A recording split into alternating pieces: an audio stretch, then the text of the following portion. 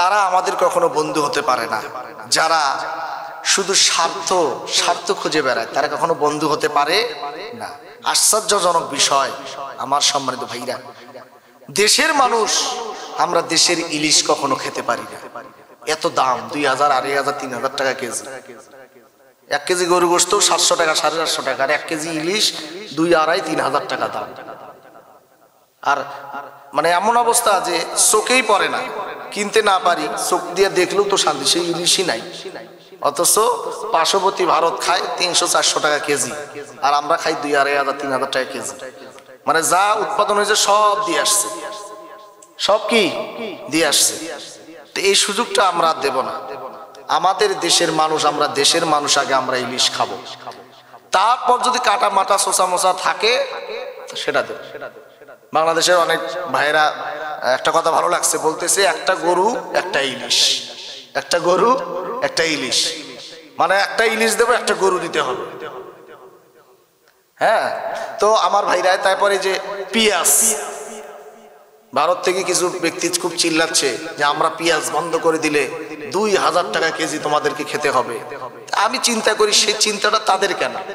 ভারতকে বলবো ভাই আপনাদের চিন্তা করতে হবে না, বাংলাদেশের মানুষ আমরা পেঁয়াজ ছাড়াও ভাত খাইতে পারি, তরকারি খাইতে পারি। আর শুধু পেঁয়াজ আপনাদের ভারতেই উৎপন্ন হয় না, আমাদের বাংলাদেশেই হয়, হয় না? কি হয়েছে, 4টার জায়গায় 2টা খাবো, 2টার জায়গায় 1টা খাবো, সমস্যা আছে? কিন্তু আপনাদের অত চিন্তার কোনো কারণ নাই যে আপনারা বন্ধ করে দিলে বাংলাদেশের মানুষ পেঁয়াজ না পেয়ে মারা যাবে, এই চিন্তা বাদ দেন। এই মন মানসিকতা চেঞ্জ করেন, ভারতের পেঁয়াজ ছাড়াও বাংলাদেশ চলতে পারবে। আপনারা শুধু সুবিধা দেখেন, সুবিধা করা যাবে না। পরস্পরের প্রতি লেনদেন থাকলে একে অপরের সুবিধা অসুবিধায় দেখতে হবে। এখন যদি খালি নিজেই খালি পাওয়ার আশায় থাকি, সুযোগ সুবিধা খুঁজি, অন্যদিন কি কোনে যায়, কোন দিক চলে যায়, যাক, তাহলে তো এটা তো কখনো পরস্পরের মধ্যে কখনো মহব্বত বাড়বে না, হিংসা ও বিদ্বেষ বাড়বে। এর জন্য ভয়ের কোনো কারণ নেই।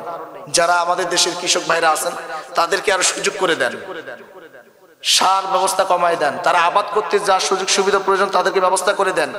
এদেশ এখনো কৃষক শূন্য হয় নাই, এদেশের কৃষকরা এখনো উৎপাদন করতে পারে। কিন্তু সমস্যা মাঝখানে হয়েছিল, সিন্ডিকেট আর দুর্নীতির কবলে পড়ে এদেশের কৃষকরা আবাদ সাবাদ করা এক পর্যায়ে বন্ধই করে দিচ্ছিল, কারণ তাদের কষ্টের ফল পায়নি, কষ্টের দাম মর্যাদা তারা পায়নি, যার কারণে তারা বন্ধ করে দিচ্ছিল। কিন্তু এখন যদি আমরা তাদের ওই কষ্টের দাম দিতে পারি, মর্যাদা দিতে পারি, এদেশের কৃষকেরা আবার নতুন করে উৎপন্ন করবে।